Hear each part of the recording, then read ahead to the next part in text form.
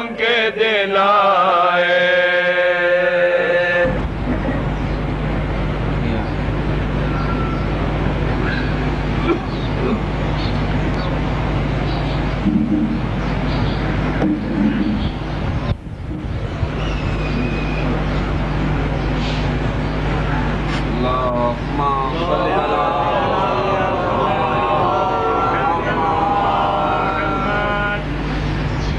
أعوذ بالله من الشيطان الرجيم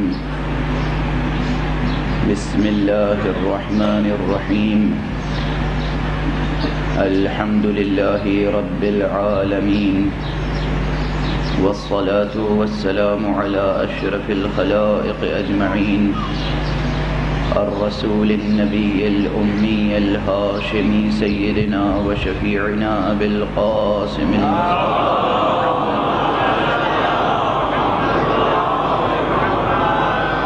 وعلى أهل بيته الطيبين الطاهرين الهداة المهديين المعصومين المظلومين واللعنة الدائمة على أعداء الدين أجمعين أما بعد فقد قال الله تعالى عز اسمه في محكم كتابه ومتقن خطابه بسم الله الرحمن الرحيم فأقم وجهك للدين حنيفا فطرة الله التي فطر الناس عليها لا تبديل لخلق الله ذلك الدين القيم ولكن أكثر الناس لا يعلمون صلوات الله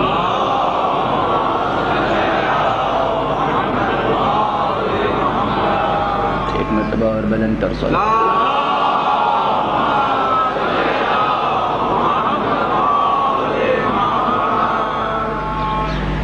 برادران عزیز،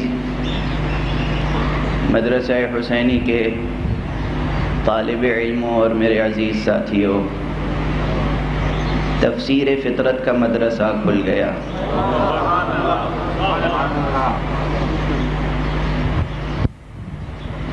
سال گزشتہ اسی ممبر پر انہی مجالس میں میرا موضوع تھا فطرت دین اور دین فطرت، اور میں نے جو کچھ بھی گفتگو کی تھی وہ ادھوری رہ گئی تھی، ناقص رہ گئی تھی۔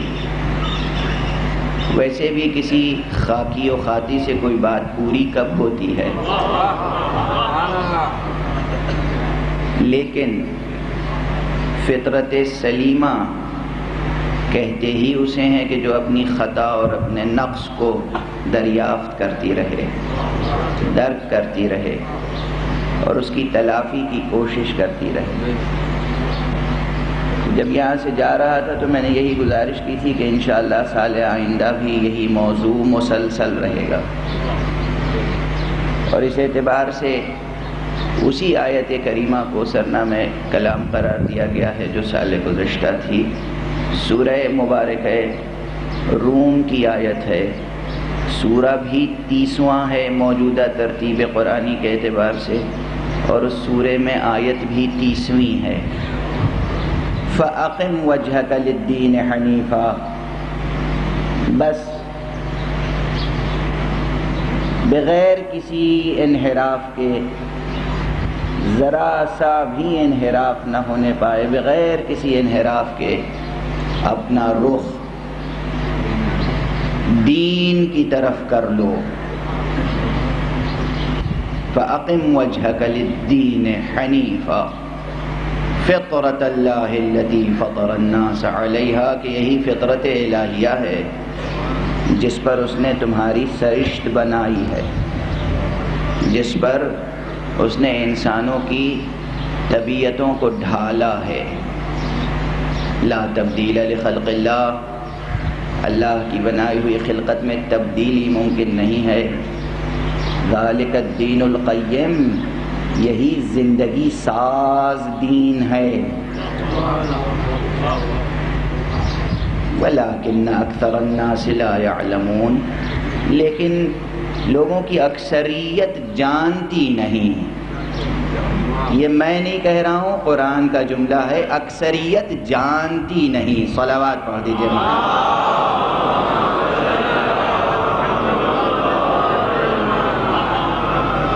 اکثریت کا قصور اس سے زیادہ کچھ نہیں ہے کہ وہ جانتے نہیں، اس سے زیادہ قصور نہیں ہے اکثریت کا کہ وہ جانتے نہیں۔ قرآن مجید کہہ رہا ہے وَلَٰكِنَّ أَكْثَرَ النَّاسِ لَا يَعْلَمُونَ، اکثر افراد جانتے نہیں، اور جو جانتے ہیں ان سے اس نے عہد لیا ہے کہ تم پر واجب ہے کہ پیغام پہنچاتے رہو، چاہے وہ خوش دلی سے سنیں یا کراہت کے ساتھ سنیں، پہنچانا فرض ہے ان کے اوپر کہ جو جانتے ہیں۔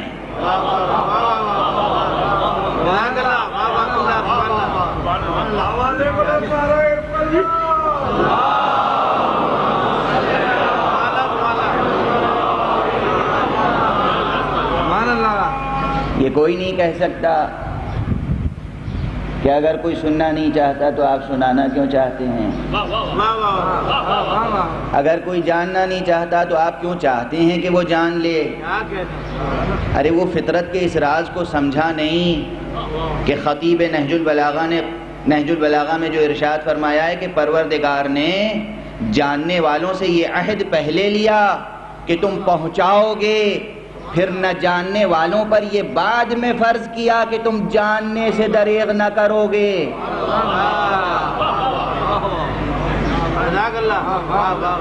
جاننے والوں پر، صاحبان علم پر پہلے واجب قرار دے دیا کہ تم پہنچاتے رہو گے پیغام کو، تم پہنچانے میں کوتاہی نہیں کرو گے۔ اکثریت جانتی نہیں، بہت سی باتوں کو نہیں جانتی، فطرت کے راز کو بھی نہیں جانتی، فطرت کے کوائف کو بھی نہیں جانتی۔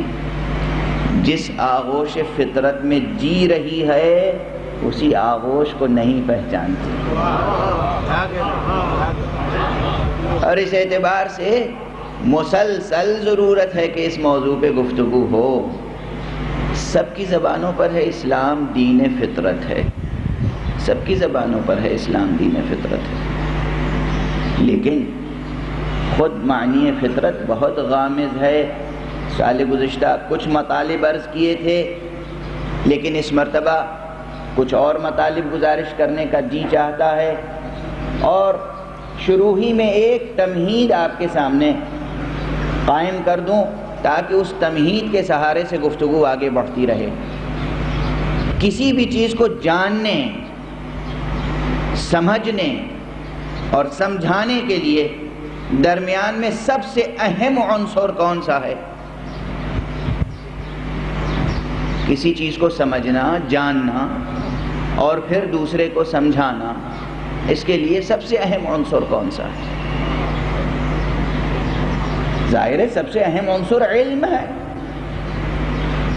جواب ہوگا علم، جاننے کے معنی ہی علم ہے، علم کے معنی ہی ہے جاننا، علم یعنی جاننا۔ تو علم کا قدم جب تک درمیان میں نہیں ہوگا اس وقت تک ممکن نہیں ہے کہ افہام و تفہیم کا کوئی بھی مرحلہ طے ہو جائے، کوئی بھی گفتگو آگے بڑھے۔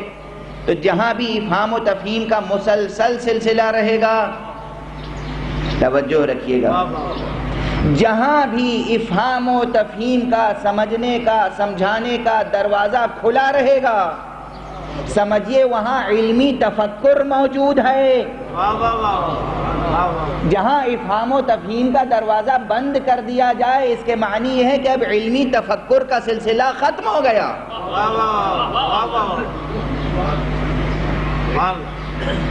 علم کہتے کسے ہیں؟ بار بار ظاہر ہے، دیکھیے زندگی کے بنیادی سوالات وہی ہیں، ان سوالات سے روبرو ہونے والے تو مختلف ہوتے جاتے ہیں۔ سوالات وہی ہیں۔ ارسطو کے زمانے میں ارسطو نے انہی سوالات سے بحث کی، ملا صدرہ نے اپنے زمانے میں انہی سوالات سے بحث کی۔ ارسطو اور ملا صدرہ بدلے ہیں، سوالات نہیں بدلے۔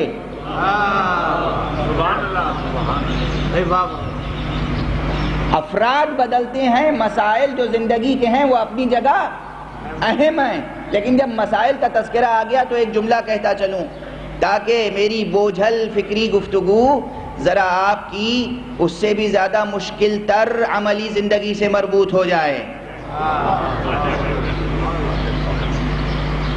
عملی زندگی آسان نہیں ہے، مشکل ہے، اور وہ بھی انسانی زندگی۔ انسانیت کے رتبے سے گر جائیے تو سب کچھ آسان ہے۔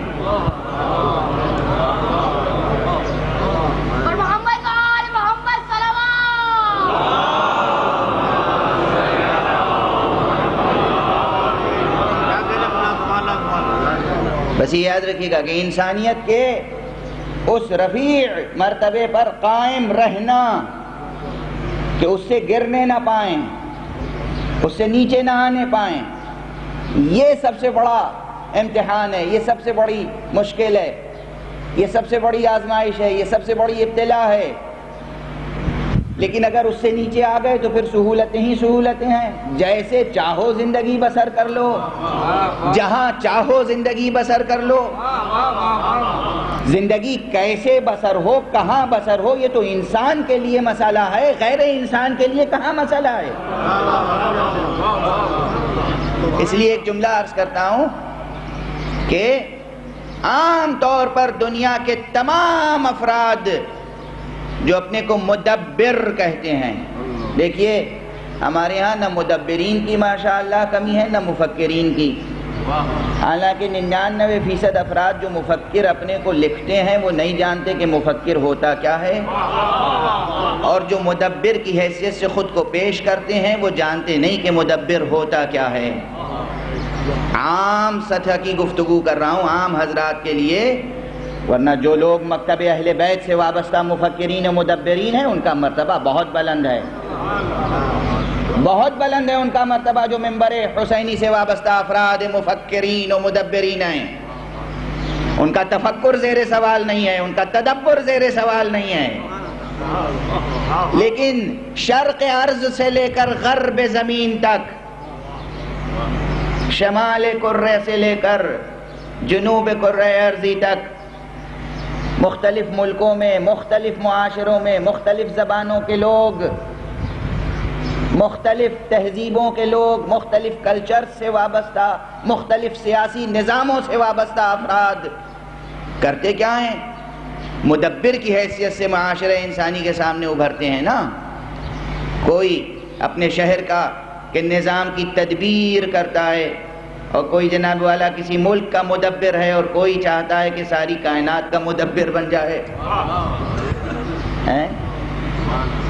تدبر اور تفکر آسان نہیں ہے، اور وہ بھی انسانی معاشرے کے تعلق سے۔ مفکر سوچتا ہے، مفکر سوچتا ہے، مدبر صرف سوچتا نہیں ہے، فکر کے قالب میں عمل کو ڈھالتا ہے، اور صرف اپنی زندگی کو نہیں بلکہ اتنا ہی بڑا مدبر ہوگا وہ جو دوسروں کی زندگیوں کو بھی صالح فکر کے سانچے میں ڈھالتا چلا جائے، وہی مدبر ہوگا۔ بہرحال اب مدبرین انسانی معاشرے کے لیے مدبرین ہیں، تدبر کرنے والے ہیں، یا کیا ہیں وہ اس سے سمجھ لیجئے کہ عام طور پر کہا جاتا ہے کہ انسانی مسائل، میں کہہ رہا تھا نا کہ مسائل بدلے نہیں، اور یہی سیاسی سطح سے گفتگو ہوتی ہے، سماجی سطح سے گفتگو ہوتی ہے، عمومی فکری سطح سے گفتگو ہوتی ہے کہ انسان کے زندگی کے بنیادی سوالات 3 ہیں: روٹی، کپڑا اور 1000 برس پہلے بھی یہی مسئلہ تھا، 1000 برس بعد بھی یہی مسئلہ ہے۔ مسئلہ ضرور ہے اپنی جگہ، لیکن ایک جملہ کہتا رہا ہوں اور کہتا رہوں گا کہ جناب والا انسان کی زندگی کے لیے، بحیثیت انسان جینے کے لیے یہ مسائل نہیں ہیں۔ روٹی کا مسئلہ مشترک ہے حیوان و انسان کے درمیان،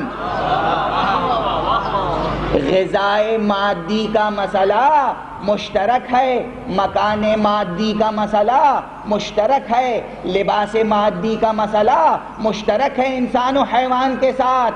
انسان کو بحیثیت انسان جینے کے لیے اس سے بلندتر مسائل درپیش ہیں، اور انسانی معاشرے کے مدبرین وہ ہیں جو ان بلندتر مسائل میں گفتگو کرتے ہیں۔ یہ تو مشترک مسائل ہیں۔ آپ کسی حیوان کو اپنے گھر میں پال کے دیکھیے، اس کو بھی غذا کی ضرورت ہے یا نہیں ہے نا؟ اس کا بھی غذا کا مسئلہ ہے، آپ کی بھی غذا کا مسئلہ ہے۔ جو مسائل مشترک ہیں حیوان و انسان کے درمیان، آپ اسے صرف انسان کا سب سے بڑا مسئلہ کیسے کہہ سکتے ہیں؟ اس سے بڑی انسان کی توہین نہیں ہے، اس سے بڑی انسان کی توہین نہیں ہے۔ انسانی مسائل کچھ اور ہیں، وہ مسائل علم و عرفان سے متعلق ہیں، اس لیے کہ انسان کا امتیاز ہی دوسرے مخلوقات سے بربنائے علم ہے۔ تو عزیزان محترم، جب بھی انسان بحیثیت انسان گفتگو کرے گا، اس کی گفتگو علمی ہونی چاہیے۔ جب بھی انسان بحیثیت انسان کسی مسئلے پر نظر ڈالے گا، اس کے پاس علمی استدلال ہونا چاہیے، علمی سطح نظر ہونی چاہیے، صرف مادی نہیں۔ مادہ اور علم خود ایک دوسرے سے دست و گریباں ہیں، لیکن ان سنگین مسائل کو آج پہلی ہی مجلس میں نہ چھیڑتے ہوئے میں تیزی سے ایک مقدمہ اور ایک تمہید عرض کر دوں، اور وہ یہ ہے کہ سال گزشتہ کی مجالس میں اگر آپ کے اذہان عالیہ میں محفوظ ہو تو میں نے گزارش کی تھی، اور یہ تمہید کبھی نہیں تبدیل ہوگی، یہ مقدمہ ضروری ہے، منطقی ہے، فلسفیانہ ہے، یہ مقدمہ اپنی جگہ اٹل رہے گا کہ فطرت کو دریافت کرنے کے لیے کیا چیزیں ضروری ہیں؟ صرف خلاصہ مطلب علم ضروری ہے بحث کرنے کے لیے، لیکن علم کیسے پیدا ہوتا ہے، علم وجود میں کیسے آتا ہے، یہ مسئلہ الگ، یہ مسئلہ اپنی جگہ الگ کہ علم تو موجود ہے، اب وہ وجود میں آنے والا نہیں ہے۔ یہ مسئلہ بالکل الگ ہے، کسی اور سطح پر ہے۔ علم خالص، علم حقیقی، وہ تو ذات صفت ذات الہی ہے، وہاں نہ تغیر ہے نہ حدوث ہے، وہ تو ہے، کب سے ہے، کب تک رہے گا کوئی نہیں سمجھ سکتا، ازلی ہے، ابدی ہے۔ تو علم تو ہے موجود، علم تو ہے اصل وجود۔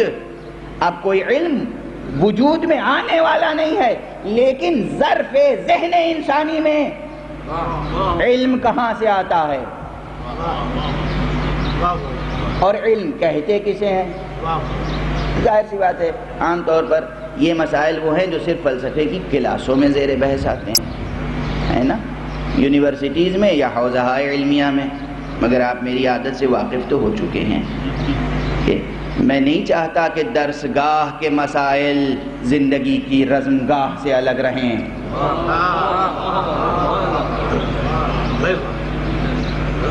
انسانی درسگاہوں کے مسائل انسان کے حیاتی رزمیے سے مربوط ہونے چاہیے، جو ہماری زندگی کا رزمیہ ہے اس سے مربوط ہونا چاہیے۔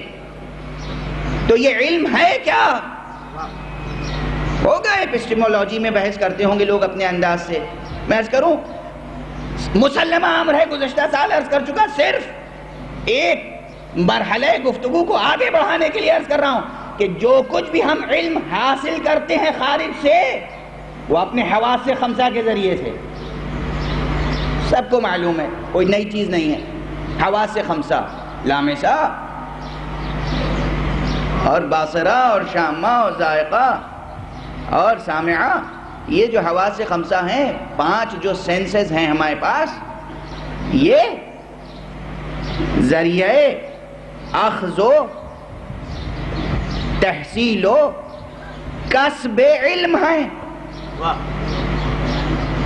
علم حاصل کرتے ہیں، حاصل کیا کرتے ہیں؟ باہر سے کیا حاصل کرتے ہیں؟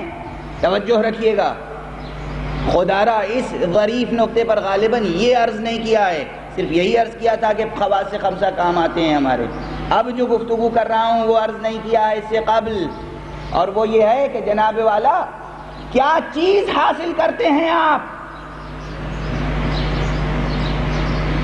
عالم خارج میں ہے کیا؟ آپ کے خارج میں، آپ کی ذات کے باہر کیا چیز ہے؟ کیا چیز منتقل ہوتی ہے؟ سائنٹسٹ لیبوریٹریز میں بیٹھ کر کیا چیز جذب کر لیتا ہے؟ فلسفی اپنے فلسفیانہ تفکر کے ذریعے سے کس چیز کو جزو ذات بنا لیتا ہے؟ سوال ہے اہم یا نہیں؟ طالب علم کے سلسلے میں کس چیز کو ایبزارب کرتا ہے؟ ایک سوال ہے۔ ہمارے عالم خارج میں زمین ہے، ہمارے عالم خارج میں ہوا ہے، ہمارے عالم خارج میں درخت ہے، ہمارے عالم خارج میں پہاڑ ہیں، پتھر ہیں، سنگریزے ہیں۔ ہم نظر ڈالتے ہیں، ستارے نظر آتے ہیں، سورج نظر آتا ہے، چاند نظر آتا ہے۔ سمجھ میں آ رہی ہے نا سب کے یہ گفتگو؟ بچے بھی سمجھ رہے ہوں گے۔ ہم نظر اٹھاتے ہیں تو کیا نظر آتا ہے؟ زمین، آسمان، درخت، پہاڑ، دریا، سمندر، حیوان، پرند، مختلف قسم کے مخلوقات نظر آتے ہیں نا۔ جب تک یہ چیز باہر ہے پتھر کہلاتی ہے، جب تک کوئی شے خارج میں ہے پانی ہے، جب تک کوئی شے خارج میں ہے دریا ہے، جب تک کوئی شے خارج میں ہے سمندر ہے، جب تک کوئی شے خارج میں ہے ایک ستارہ ہے، جب تک کوئی شے خارج میں ہے زمین ہے، خاک ہے، اور جب یہ شے ذہن میں منتقل ہو گئی تو علم بن گئی۔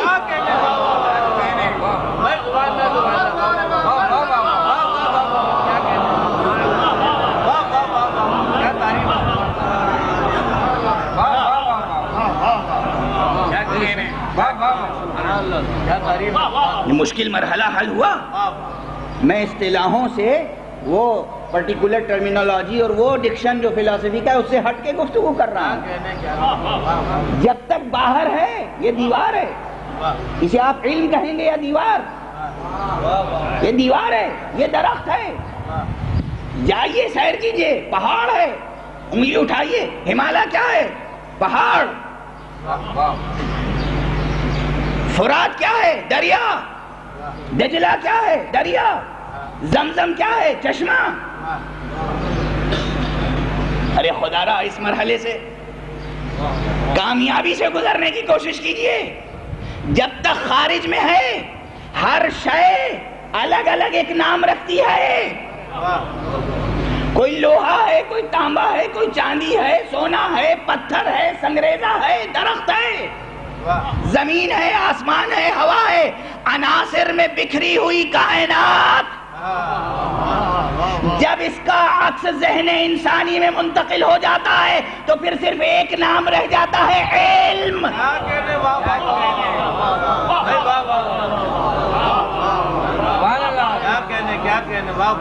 جب تک خارج میں ہے پتھر، ذہن میں آ گیا، خدا نہ کرے کسی کی عقلوں پہ پتھر پڑ جائے۔ پر پڑنا اور ہے اور ظرف عقل میں سمانا اور ہے، فرق ہے۔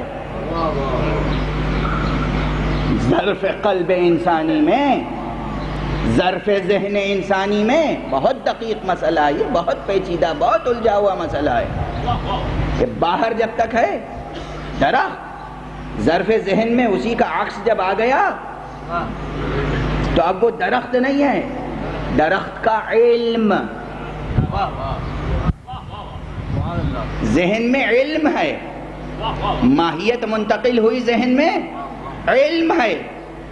واضح ہے؟ اب اس گفتگو سے آگے بڑھوں۔ جب تک عالم خارج میں ہے تو مختلف نام،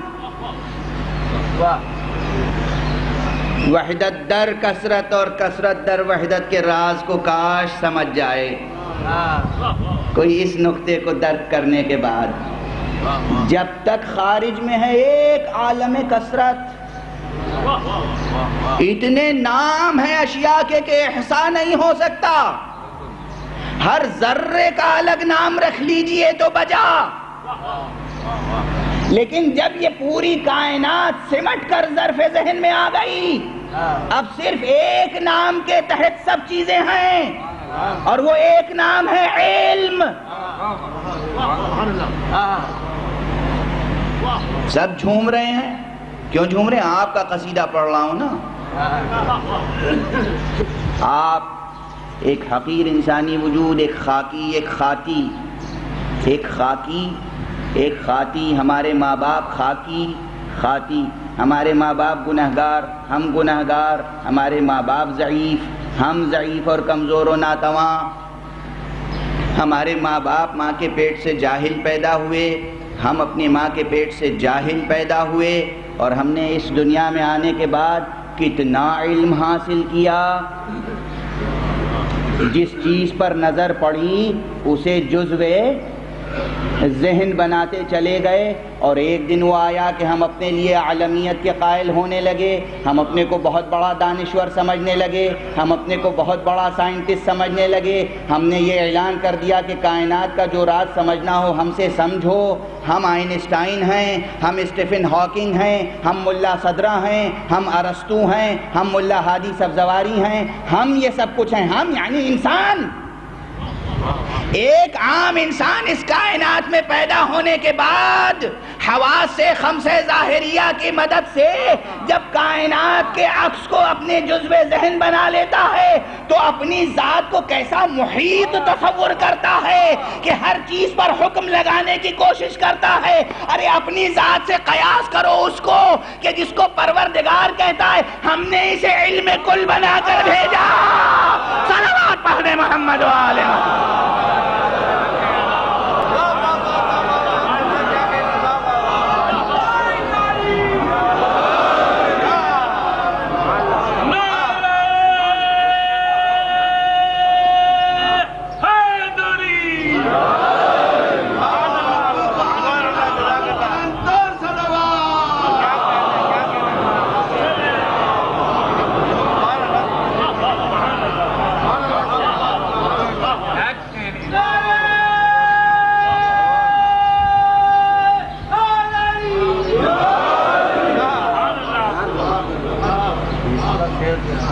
کاش اس مرحلے کو دنیا سر کرے، طے کرے، آگے بڑھے، سمجھے کہ جناب آئنسٹائن جب کہہ سکتے ہیں کہ ہم آسمانوں کے راز بتا سکتے ہیں، ہم روشنی کی رفتار بتا سکتے ہیں، یہاں پیدا ہونے کے بعد اپنے حواس خمسہ سے اس کائنات کا عکس قبول کرنے والا انسان جد و جہد کے بعد بصیرت علمی کو کام میں لا کر اپنی اعمال فکر کے ساتھ فکر کو استعمال کر کے یہ دعویٰ کر سکتا ہے کہ ہم فضائے کائنات کے احکام بیان کر سکتے ہیں.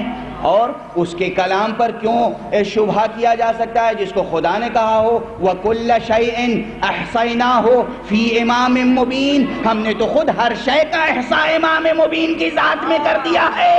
اب وہی امام مبین اگر ممبر پر آ کر کہے سلونی سلونی قبل ان تفقدونی، پوچھ لو ہم سے جو پوچھنا ہو، اور آسمان کے راستوں کو میں تم سے زیادہ بہتر جانتا ہوں. صلوات پڑھے محمد و آل محمد.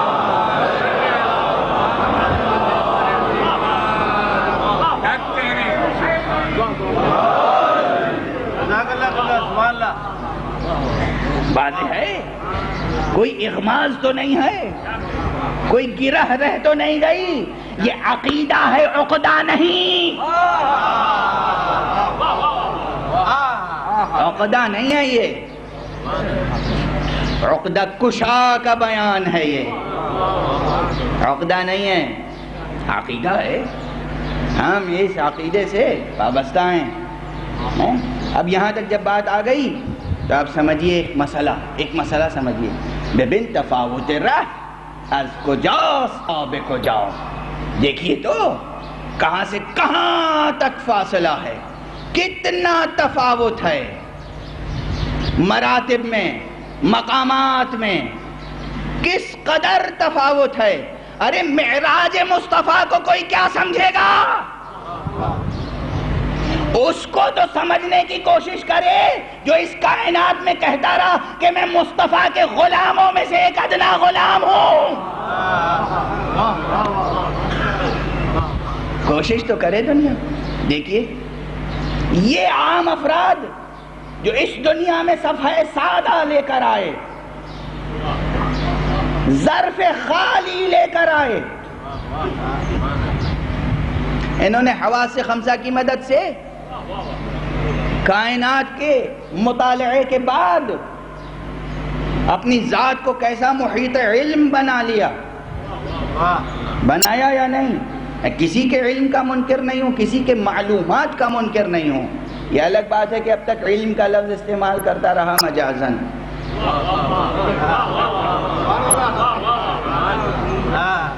انسان معلومات رکھتا ہے، علم نہیں رکھتا.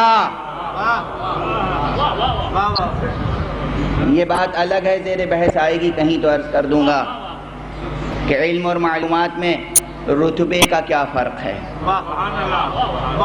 یہ سنویت کہاں سے آ گئی، یہ ڈولیٹی کہاں سے آ گئی، رتبے کا کتنا فرق ہے.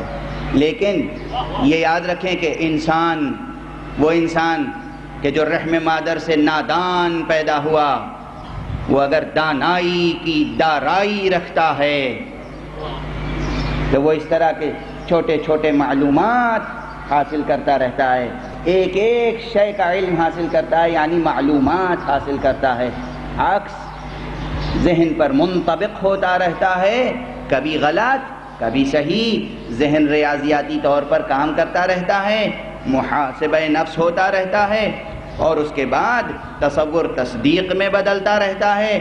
اور جناب والا پھر نتیجہ یہ ہوتا ہے کہ انسان واقعاً اپنی معلومات کی صحت پہ حکم فرما ہوتا ہے. یہ سب کب ہوتا ہے؟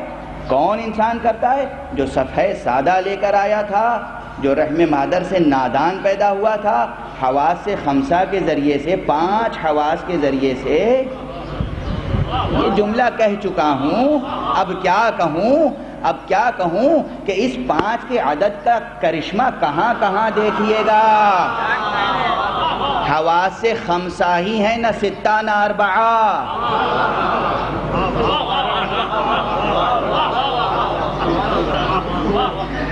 تو جناب والا عالم خارج، اب ایک مرحلہ اور گفتگو کو ذرا آگے بڑھا دوں، ایک مرحلہ اور. جناب والا خارج میں جو چیزیں ہیں ان کی عکس برداری کے بعد، ان کے فوٹوگرافز لینے کے بعد، حواس خمسہ کے ذریعے سے خارج میں جو معلومات ہیں وہ جزو ذہن بنے. لیکن یہ نقطہ نہ بھولیے گا، جب تک خارج میں یہ چیزیں تھیں آپ کسی بھی اعتبار سے اس پر لفظ علم کا اطلاق نہیں کر رہے تھے. یہ یاد رکھیے گا، لفظ علم کا اطلاق. کسی پہاڑ کو دیکھیے، کوئی بچہ پوچھے یہ کیا ہے، آپ کہیے علم ہے بیٹا. صحیح ہے؟ جواب یہ کہ پہاڑ بیٹے. درخت کو دیکھیے، اب درخت مختلف ہیں، کہیں کا درخت ہے اور کہیں لیچی کا. میرے بعض دوست کہتے ہیں کہ شاید پاکستان میں لیچی کا درخت ہوا تھا، مجھے معلوم ہے، میری جنرل نالج بہت کمزور ہے. تو اب وہ بچہ گیا آپ کے ساتھ، آپ کا چھوٹا سا بچہ، اور بچوں کی تو طبیعت میں سوالات ہی سوالات ہیں. اس نے کہا بابا یہ کیا ہے؟ آپ نے کہا یہ آم کا درخت ہے. یہ کیا ہے؟ یہ امرود کا درخت ہے. یہ کیا ہے؟ یہ لیچی کا درخت ہے. تو بات صحیح ہے، بالکل درست جواب ہے. اور اگر آپ نے وہ آم درخت کے پاس گیا، یہ کیا ہے؟ یہ علم ہے بیٹا. یہ کیا ہے؟ لیچی کا درخت نہ کہا یہ علم ہے بیٹا. یہ کیا ہے؟ یہ علم ہے بیٹا. آپ سب چیز کو کہتے رہے یہ علم ہے بیٹا. پتھر کیا ہے؟ علم ہے بیٹا. درخت کیا ہے؟ علم ہے بیٹا. جب تک خارج میں ہے یہ لفظ اطلاق کر نہیں سکتے. اس بات پر توجہ رہے کہ جب تک چیز خارج میں ہے اسے علم کا نام نہیں ملے گا. اسی کی ماہیت جب ذہن انسانی میں آ جائے تو پھر علم ہے. توجہ ہے؟ اس کے معنی یہ ہے کہ خارج میں جو چیزیں بکھری ہوئی ہیں جب تک وہ جزو ذات انسانی نہ بن جائے علم نہیں ہے۔ کہیں کام آئے گی یہ بات؟ کہیں کام آئے گی یہ بات؟ تو اب تک سمجھیے کہ انسان علم حاصل کر رہا ہے یا کیا حاصل کر رہا ہے؟ دست ادب جوڑ کے عرض کر رہا ہوں، اس بحث کو اچھی طرح ذہن نشین کر لیں تمام میرے دانش پسند احباب، علم و دانش پسند احباب۔ ہم جب تک کائنات مادی کا مطالعہ کریں گے، یہ نہیں کہہ رہا ہوں مطالعہ نہ کیجئے، یہ نہیں کہہ رہا ہوں مطالعہ نہ کیجئے، خوب مطالعہ کیجئے۔ اس کائنات مادی کو آپ کی ٹھوکروں میں اس لیے رکھا گیا ہے کہ آپ اس کو جانچیں، پرکھیں، تولیں، سمجھیں، اس کی ماہیت کو جزو ذہن بنائیں اور اس کی حقیقت کو اپنے تصرف میں لائیں۔ یہ آپ کے لیے پیدا ہوئی ہے کائنات، اسی لیے آپ اس مادے پہ تصرف کریں۔ اگر آپ نے لوہے کو پگھلا کر ہوائی جہاز نہیں بنایا تو آپ نے کوئی انسانی کارنامہ انجام نہیں دیا۔ پیدا ہی یہ شے اس لیے کی گئی کہ آپ کا تصرف اس پر ہو۔ خدا آپ کا تصرف ہو اس لیے پیدا کی گئی، آپ کے لیے مسخر کیا گیا۔ یہ طے ہے، ہوا مسخر کی گئی آپ کے لیے۔ کیا معنی ہے ہوا کو مسخر کرنے کے؟ یعنی ہوا میں تو سب چیزیں ہیں، آکسیجن بھی ہے، ہائیڈروجن بھی ہے، ہیلیم بھی ہے، نائٹروجن بھی ہے اور جناب والا کاربن ڈائی آکسائڈ بھی ہے، سب ہے۔ مسخر کرنے کے معنی یہ ہیں کہ آپ اس میں سے آکسیجن کو جدا کر کے محفوظ رکھیں، اس جن کو بند کریں بوتل میں اور جب کسی کی سانس گھٹنے لگے تو آکسیجن دے دیں۔ یہ تسخیر کے معنی ہیں کہ نہیں؟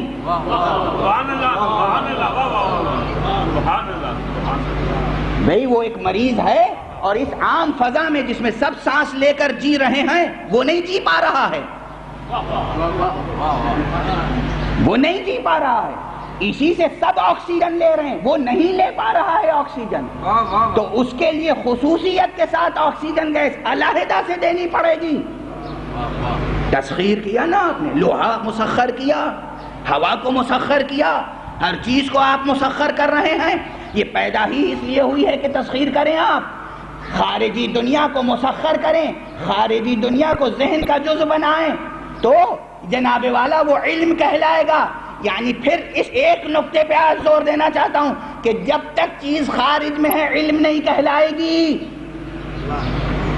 جب تک جزو ذات انسانی نہ بن جائے۔ اب اگر صرف میں یہ بات کہوں کہ عزیزو علم حاصل کرو، علم حاصل کرو، براہ راست علم، تو اس کا مطلب یہ نہیں کہہ رہا ہوں کہ جا کر پہاڑ کا مطالعہ کرو، دریا کا مطالعہ کرو، درخت کا مطالعہ کرو، اس لیے کہ تمہارے مطالعے میں غلطی کا امکان بھی ہے۔ تصویر صحیح منتقل ہوئی یا منتقل نہیں ہوئی، تصور کو تصدیق میں صحیح طور پر بدلا یا نہیں بدلا، ریاضیاتی حساب مکمل ہوا یا نہیں ہوا، کہیں کوئی ایرر تو نہیں آ گیا، کہیں کوئی مسٹیک تو نہیں ہو گئی، جہاں غلطی آئی وہاں علم تو مصدق نہیں ہوگا۔ توجہ ہے اس بات پر؟ یعنی خارجی دنیا میں علم نہیں ہے، علم تو وہ شے بنتی ہے شعور انسانی بننے کے بعد۔ اب اگر کہا جائے، کوئی کہنے والا دعوت دے رہا ہو علم حاصل کرو، علم حاصل کرو، علم حاصل کرو، تو اس کا مطلب یہ نہیں ہے کہ لیبوریٹری میں جا کر پہلے تجزیہ کرو، تمہارے تجزیے کے نتیجے میں علم بھی حاصل ہو سکتا ہے، توہم بھی قائم ہو سکتا ہے، تم وہم میں بھی مبتلا ہو سکتے ہو، غلطی بھی کر سکتے ہو۔ جب کہا جائے گا علم حاصل کرو تو وادی میں جا کر نہ بیٹھو، کسی ایسے شخص کے پاس جا کے بیٹھ جاؤ کہ جس کی ذات میں علم موجود ہو۔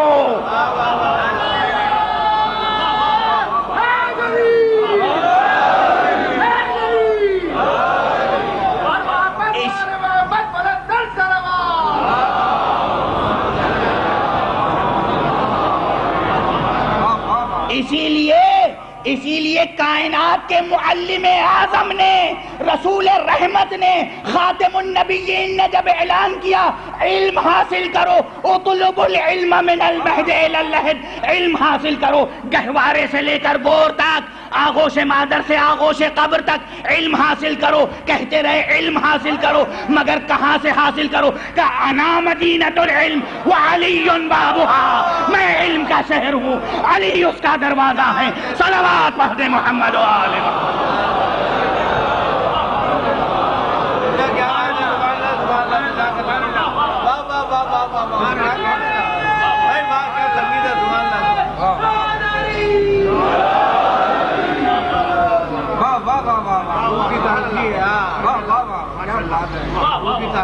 بات سمجھ میں آئی؟ حضور نے کیا کہا؟ جب تک چیزیں خارج میں ہیں علم نہیں ہے۔ تصویریں لیتے رہو، کتنے سیاح اچھے سے اچھے کیمرے لے کر اور نیچرل سینریز کی تصویر کشی کیا کرتے ہیں، کتنے ہیں؟ جزو ذہن بھی بنتی ہیں تصویریں، یقیناً فوٹوگرافز بھی بنتے ہیں، گھروں میں دیواروں پہ بھی سجا دیتے ہیں لوگ، لیکن ہر عکس بردار سائنٹسٹ نہیں بنتا، ہر سیاح فلسفی نہیں بن جاتا، اس لیے کہ ضروری نہیں ہے کہ کائنات خارجی کا مطالعہ کرنے والا کسی علمی نتیجے تک پہنچ ہی جائے، لیکن یہ ناممکن ہے کہ دروازے علی پر آنے والا بے علم پلٹ جائے۔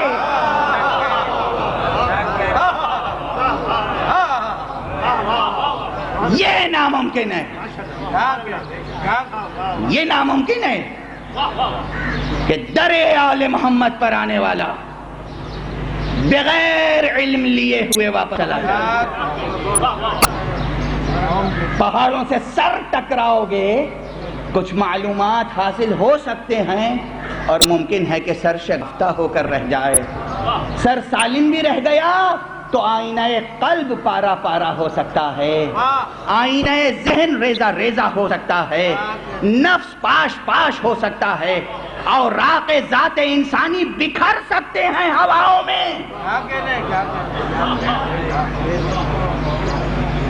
مگر اسے ایک مکمل صحیفے کی حیثیت تب ملے گی جب وہاں آؤ گے کہ جن کے وجودات الہی صحیفے ہیں، جو خود الہی صحیفے ہیں۔ اب ایک مرحلہ اور، یہاں تک تو بات آئی، اب تک میں نے عرض کیا کہ جناب والا عالم خارجی سے جو کچھ آپ لیتے ہیں اس کے بعد جزو ذات انسانی بننے کے بعد وہ چیز علم کہلاتی ہے، اور خارج سے کسب معلومات کے لیے، معلومات حاصل کرنے کے لیے حواس سے خمسہ درکار ہیں۔ لیکن یہ بتائیے کہ جو داخل میں علم ہے حقیقتاً، اس کو خارج میں بھیجنے کے لیے کون سے وسائل ہیں؟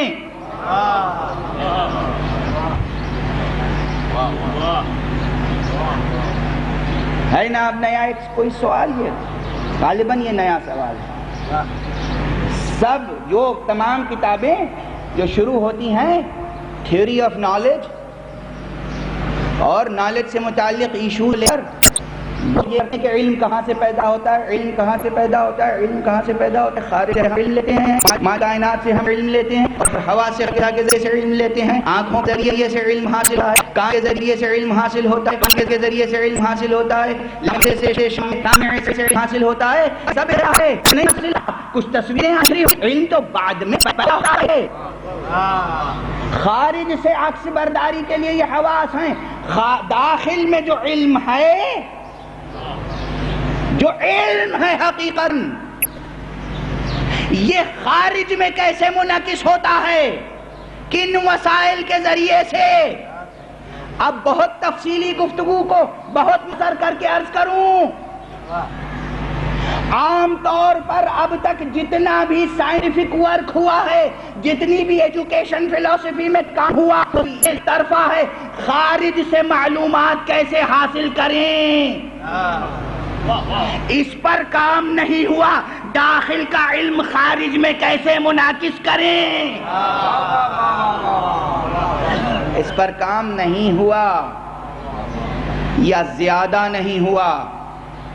اب یہ بتائیے یہ ضرورت ہے یا نہیں؟ یہ ضرورت ہے کہ نہیں؟ خارج سے معلومات لینا ضرورت حیات انسانی، کوئی شبہ تو نہیں ہے؟ انسان بحیثیت انسان اپنی انسانیت اور اپنی عزت الہی، عزت معنوی، عزت حقیقی، اپنی انسانی آبرو مندی کو قائم کرنے کے لیے ایک ضرورت ہے اس کی کہ خارج سے معلومات کو حاصل کرے۔ جتنی ضرورت یہ ہے کہ خارج سے معلومات کو حاصل کرے، اتنی ہی بڑی ضرورت یہ ہے کہ جو داخل میں علم ہے اسے منعکس کرے۔ واضح ہے؟ آپ کہیں گے ہاں سوال تو ٹھیک ہے، نئے طریقے سے آپ نے کوئی بات کہی ہوگی، سوال بنا کے پیش کر رہے ہیں آپ، ورنہ بات تو کوئی خاص نہیں ہے۔ ارے کتاب ہے، قلم ہے، تقریر ہے، تحریر ہے، یہ سب بس اسی طرح تو علم خارج ہوتا ہے۔ صنعت ہے، حرفت ہے، اندر کا علم ایسے ہی تو آتا ہے باہر۔ عالم کیا کرتا ہے اپنے علم کے اظہار کے لیے؟ کتاب لکھتا ہے۔ عالم کیا کرتا ہے؟ ایک صاحب شعور کیا کرتا ہے اپنے شعور کے اظہار کے لیے؟ شاعری کرتا ہے۔ ایک صاحب خبر انسان کیا کرتا ہے اپنی خبر کے اظہار کے لیے؟ توجہ رکھنا دوستو، خطابت کرتا ہے۔ ایک شخص جو جمالیات کائنات کا ادراک کرتا ہے، وہ اپنے ادراک اور علم کو ظاہر کرنے کے لیے کیا کرتا ہے؟ نقاشی کرتا ہے۔ یہی ہے نا، کتاب لکھتا ہے، خطابت کرتا ہے، شاعری کرتا ہے، نقاشی کرتا ہے، سنگ تراشی کرتا ہے، صنعت و حرفت میں کام میں لاتا ہے۔ ٹھیک ہے، یہ سب ہے اپنی جگہ، توجہ رکھیے گا، یہ سب ہے اپنی جگہ، یہ سب اپنی جگہ ہے۔ لیکن یہ سب بھی جیسے ہم نے کہا حواس سے خمسہ ظاہری باہر سے علم حاصل نہیں کرتے، بلکہ معلومات کو حاصل کرنے کے نہایت کمزور اور ناقص ذریعے ہیں۔ ناقص ذریعے ہیں، ضرور ہے سے خدا کے ذریعے حاصل کی ہوئی تصویر کوئی صحیح علمی نتیجہ بھی عطا کرے، یہ ذہن نشین ہو گئی۔ اسی طرح یہ ضروری نہیں ہے کہ جو نفس انسانی کے اندر معلومات ہیں، علم ہے، وہ شاعری کے ذریعے سے پوری طرح ظاہر ہو جائے، وہ کتاب لکھ کر پوری طرح ظاہر ہو جائے، وہ تقریر میں پوری طرح ظاہر ہو جائے۔ یہ سب بھی ناقص وسائل ہیں۔ دست ادب جوڑ کر عرض کر رہا ہوں، خدا را اس مرحلہ فکر کو آسانی کے ساتھ سر کر لیں۔ آپ بتائیں تو صحیح، ارے ہم تھوڑا سا علم حاصل کرتے ہیں تو بے چین رہتے ہیں، جلدی سے کوئی کتاب لکھیں کہ مجھے مصنف کی فہرست میں نام لکھ دیا جائے، جلدی سے میرا مجموعہ کلام شائع ہو جائے، کم سے کم شعراء کی فہرست میں میرا نام آ جائے، دو چار نقاشیاں بنا لیں، اب جلدی سے کہیں کسی انٹرنیشنل آرٹ گیلری میں میری ایگزیبیشن لگ جائے تاکہ معلوم ہو میں بھی آرٹسٹ ہوں، کچھ شعور رکھتا ہوں، کچھ فن رکھتا ہوں۔ ارے ناقص افراد کے اندر اظہار علم کی کیا بےتابی ہوتی ہے! میں کہتا ہوں یہ اظہار علم کی بےتابی نہیں، یہ اضطراب جہل ہے۔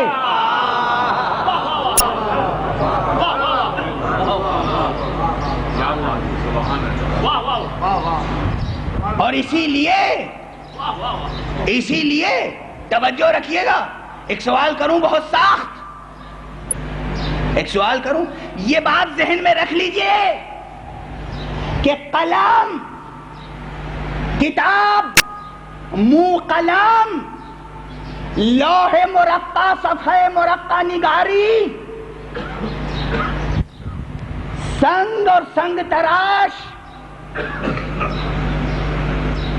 جتنے بھی وسائل اظہار علم و فکر و شعور بشری ہیں یہ سب ناقص ہیں۔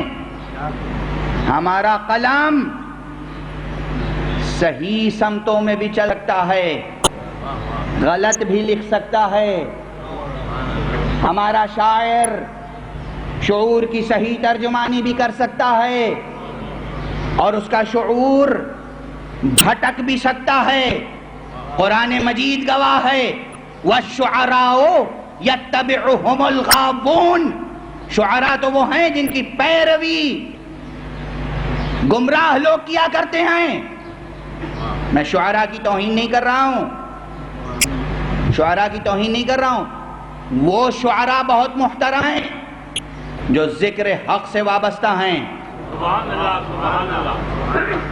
وہ شعراء بہت محترم ہیں کہ جو انتصار مظلوم کا کام کر رہے ہیں، جو ظلم کے خلاف آواز اٹھا رہے ہیں، جو حق کا ساتھ دے رہے ہیں، جو امن و عدل و عافیت بشر کی باتیں کرتے ہیں، وہ شعراء، وہ ادبا بہت محترم ہیں۔ تاہم معصوم نہیں کوئی بھی، معصوم نہیں کوئی بھی، یہ سب غلطی کر سکتے ہیں، علماء، ادبا، خطبہ، انسانی سب غلطی کر سکتے ہیں۔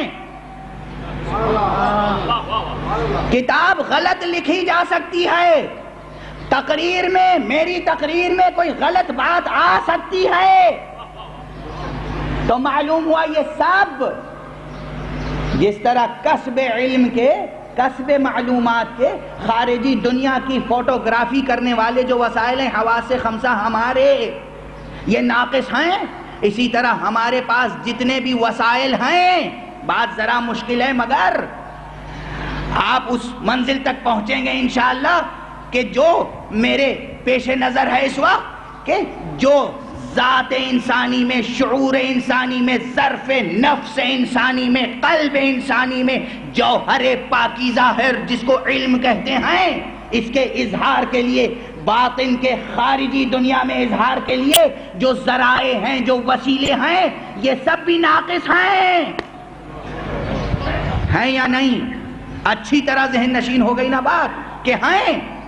اسی لیے تو کسی نبی نے، کسی اللہ کی طرف سے آنے والے ولی نے، منصوص من اللہ نے شاعری نہیں کی، کسی نے یہ کوشش نہیں کی کہ میں مصنف کی حیثیت سے دنیا کے سامنے آؤں۔ توجہ رکھیے گا، توجہ رکھیے گا، مصنف، خطیب، ادیب، شاعر، یہ سب نازا ہوتے ہیں، سمجھتے ہیں اظہار علم کے یہی وسائل ہیں؟ آپ بتائیے تو صحیح کہ آدم علیہ السلام نے کوئی کتاب لکھی؟ نہیں لکھی۔ آدم کو کتاب دی گئی، سجادہ گیا، الگ بات ہے، خود نہیں لکھی۔ ابراہیم نے، موسیٰ نے، عیسیٰ نے، حضرت ختمی مرتبت محمد مصطفیٰ صلی اللہ علیہ وآلہ وسلم نے کوئی کتاب لکھی، شاعری کی؟ کسی پیغمبر نے، کسی نبی نے شاعری نہیں کی۔ یہ نہیں کہہ رہا ہوں کہ شعر کہنے کی قدرت نہیں رکھتے تھے، دو چیزیں الگ الگ ہیں، شعر نہ کہنا الگ ہے، نہ کہہ سکنا الگ ہے، نہ لکھنا الگ ہے، نہ لکھ سکنا الگ ہے، نہ پڑھنا الگ ہے، نہ پڑھ سکنا الگ ہے۔ پڑھ سکتے تھے مگر نہیں پڑھا، لکھ سکتے تھے مگر نہیں لکھا۔ واضح ہے، واضح ہے، یہ نہیں کہ کر نہیں سکتے تھے۔ میں یہیں پر ابھی تقریر ختم کر سکتا ہوں، ابھی اتر جاؤں گا، تقریر ختم ہو جائے گی، تقریر ختم کر سکتا ہوں لیکن نہیں کروں گا۔ ہیں؟ میں جو تقریر آپ کے سامنے کر رہا ہوں یہ جناب والا لکھ کر پڑھ سکتا ہوں، تو معلوم ہوا کل سے میں تقریر لکھ کر لاؤں اور کھڑا ہو کر کے سامنے پڑھوں، کر سکتا ہوں یہ کام نہیں، لکھ سکتا ہوں، لکھا ہوا سکتا ہوں، معلوم نہیں، ایک میں شان کے خلاف ہے۔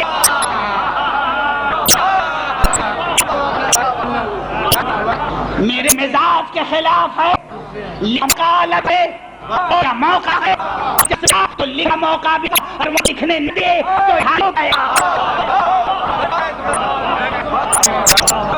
قائم و نام سے ہم نہیں ہوا تھا۔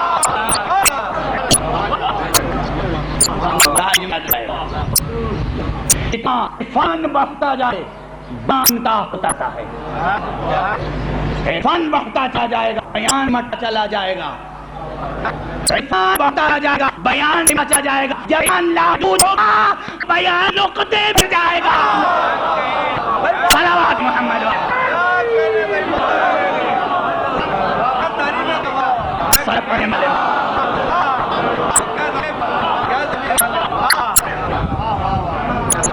کیا کہنا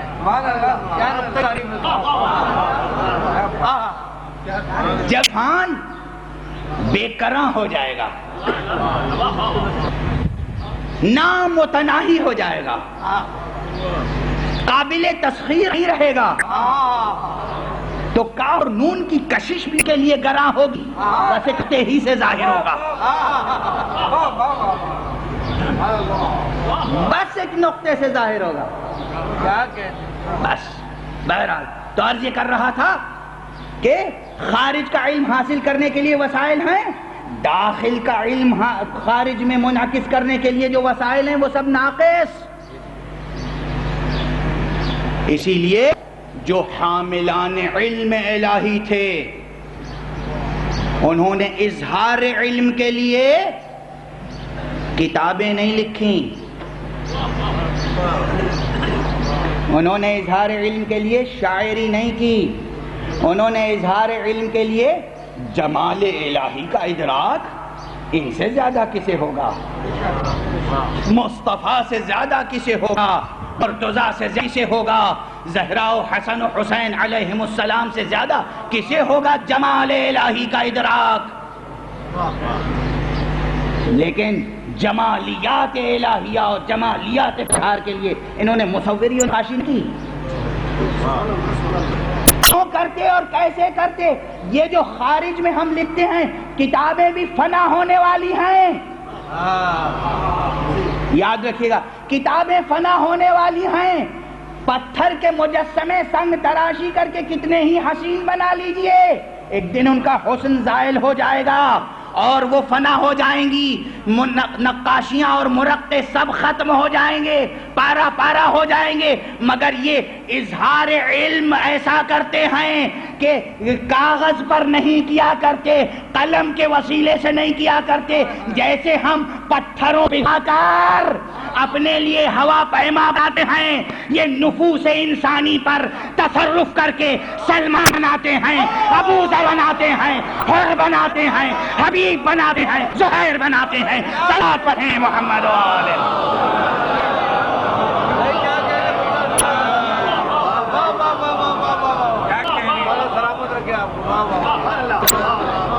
سب سے بڑا کام اس کائنات میں انسان سازی کا ہے، سب سے بڑا کام انسان سازی. انسان بناؤ، روبوٹ نہ بناؤ. انسان بناؤ. انسان بنانے والی فیکٹری آج تک نہ بن سکی. اور دیکھو جو ادھر سے علم لے کر آنے والے تھے انہوں نے علم کا اظہار کیسے کیا؟ علم کا اظہار نفوس انسانی پر کیا، دوسری چیزوں پر ہوا مگر کم. اس لیے کہ دائرہ کار تو سمجھو، ہمارا دائرہ کار یہ ہے کہ پتھر کو پگھلائیں، ہمارا کام یہ ہے کہ ہم لوہے سے کھیلیں، ہمارا کام یہ ہے کہ ہم ہواؤں سے الجھیں.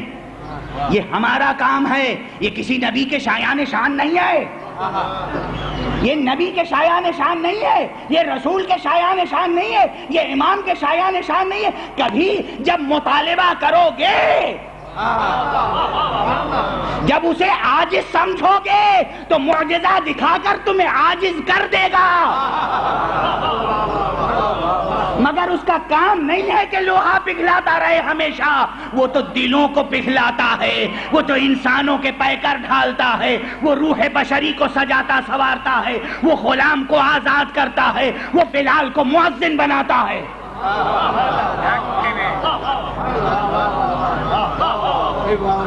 داخل کا علم جب خارج میں آتا ہے تو کتابیں نہیں لکھی جاتی، انسان ڈھالے جاتے ہیں.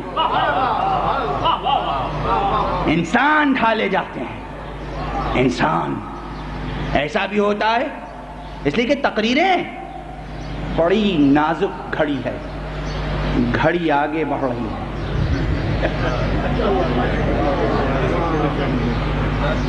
تقریریں دست ادب جوڑ کے عرض کر رہا ہوں، سوء ادب نہ سمجھیے گا، سوء تفاہم نہ پیدا ہونے پائے، سوء تفاہم نہ پیدا ہونے پائے.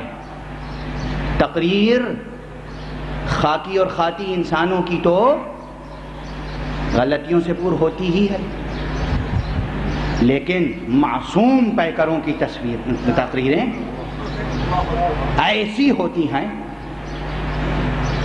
کہ بہت لمبی چوڑی تقریریں کرنے کی ضرورت نہیں ہوتی. حضور کی شان یہ تھی کہ زیادہ گفتگو نہیں کیا کرتے تھے. حضور محمد مصطفیٰ صلی اللہ علیہ وسلم زیادہ گفتگو نہیں کیا کرتے تھے، خاموش رہتے تھے. بس چشم رحمت کسی پر اٹھ گئی، اس کی قسمت بدل گئی.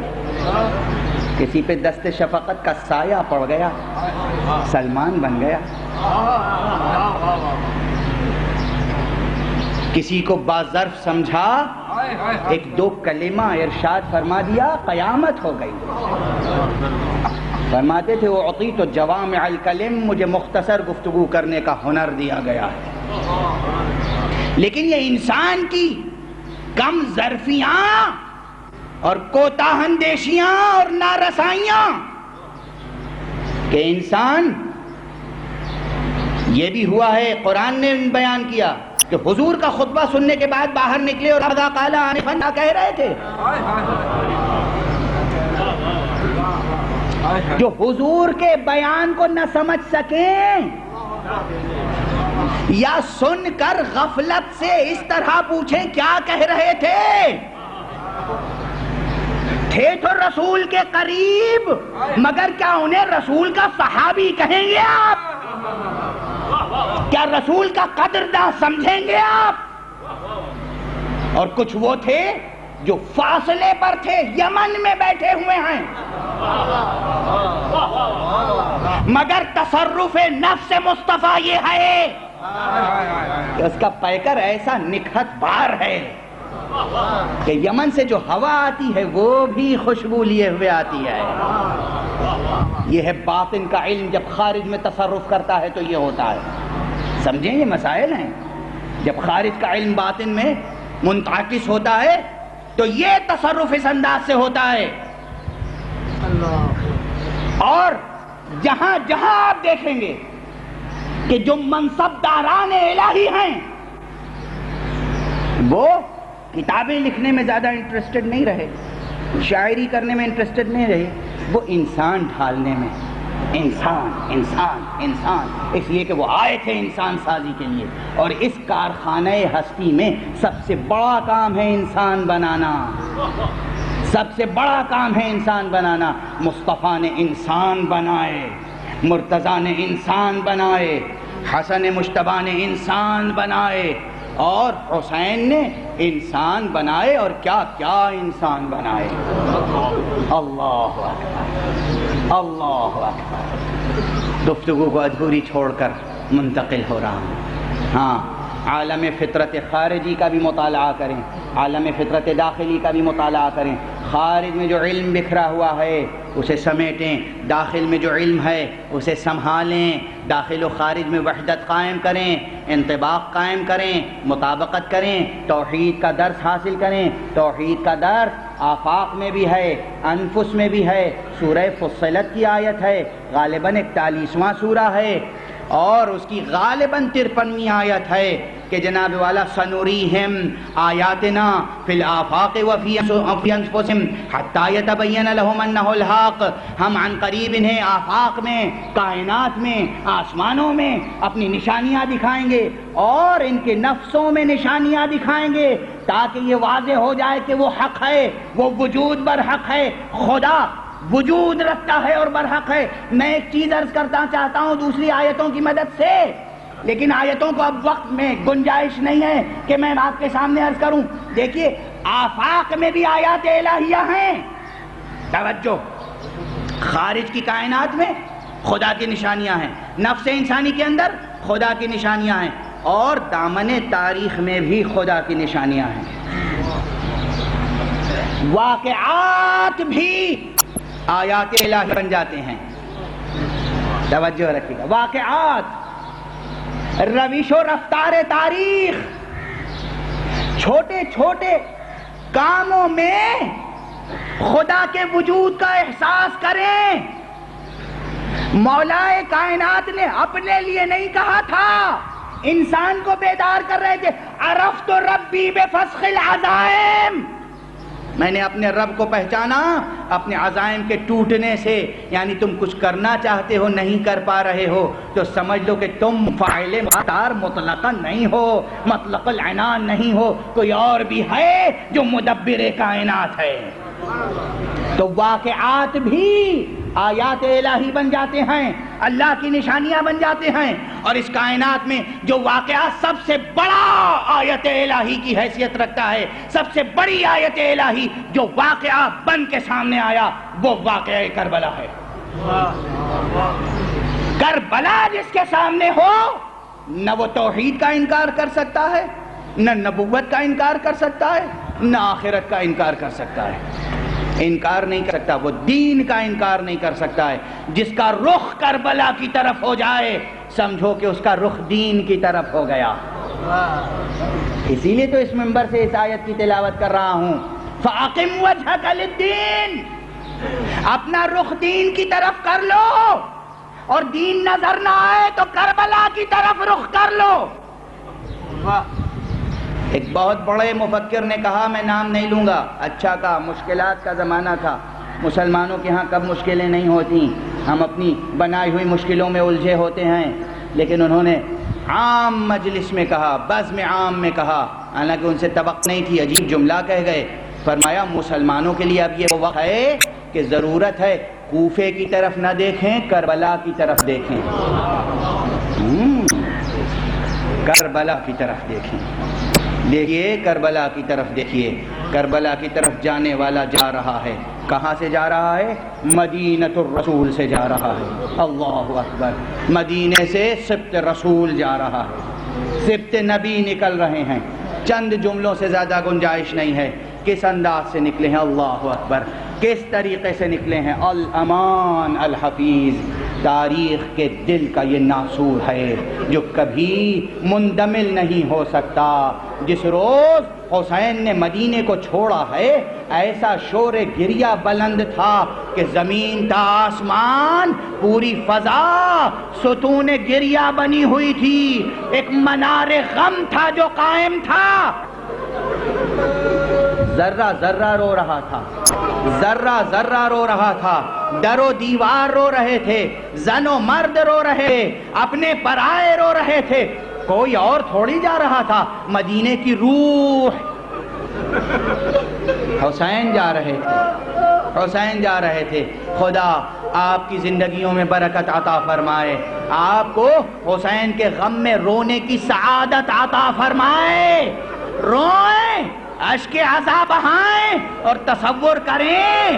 ہاں یہ روایتیں اگرچہ اصول دین یا فروع دین سے تعلق نہیں رکھتی، اس لیے میں تعرض نہیں کرتا. ممکن ہے روایت راوی کے اعتبار سے ضعیف ہو، مگر کیا واقعاتی اعتبار سے ناممکن ہے؟ نہیں، ممکن ہے، ایسا ہو سکتا ہے. اس لیے میں عرض کر رہا ہوں، بعض کتابوں میں ہے حسین جب چل رہے تھے سب کو ساتھ لیا، اکبر کو ساتھ لیا، عباس کو ساتھ لیا، قاسم کو ساتھ لیا، زینب کو ساتھ لیا، ام کلثوم کو ساتھ لیا، گھر کی کنیز فضہ کو ساتھ لے لیا. مگر ایک بچی تھی جس کا نام فاطمہ صغریٰ کہا جاتا ہے.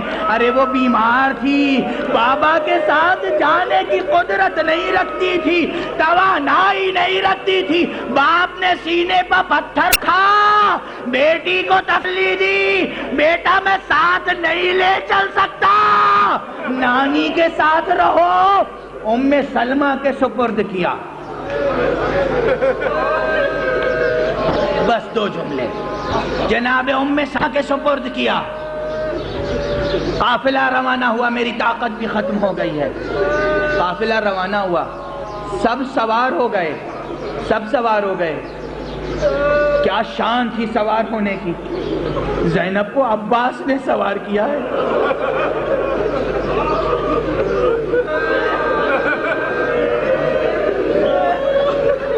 کچھ کہنے کی ضرورت ہے،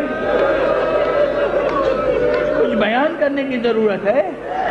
لجام فرس پکڑنے والے جہاں اکبر ہوں، رکاب تھامنے والے قاسم ہوں، بیویاں سوار ہو گئی، قافلہ دیوڑی سے آگے بڑھا اور وہ بیمار بچی دیوڑی پر کھڑی ہے، حسرت سے بابا کو دیکھ رہی ہے، ماں اور پھوپھیوں کو دیکھ رہی ہے۔ ایک مردہ بیمار بچی سے رہا نہ گیا، قدم دیوڑی سے باہر آ گئے، لڑکھڑاتے ہوئے قدم آگے بڑھے، باپ نے دیکھا، قافلہ روکا، پھر آئے، سینے سے لگایا، بیٹا صبر کرو۔ بیٹی کی ایک تمنا ہے، بابا بابا ایک بار اور مل لوں، ایک بار اور دست بوسی کر لوں، ایک بار اور قدم بوسی کر لوں۔ بیٹی آئی، سب سے رخصت ہوئی، ننھا ایک شیر خوار ہے، شیر خوار کو کلیجے سے لگایا۔ بس آخری فقرہ، اب حسین چاہتے ہیں قافلہ آگے بڑھے۔ ماں رباب آگے بڑھی، بیٹا اصغر میرے پاس آ جا۔ اصغر نے ماں کو دیکھا، بہن سے لپٹ گئے۔ زینب آئی، سکینہ آئی، سارا کنبہ آیا۔ اصغر صغرا سے وابستہ، صغرا کے آغوش میں ایک مرتبہ حسین آگے بڑھے، اور آنے کے بعد ایک مرتبہ بیٹے کے قریب آئے، کچھ فرمایا۔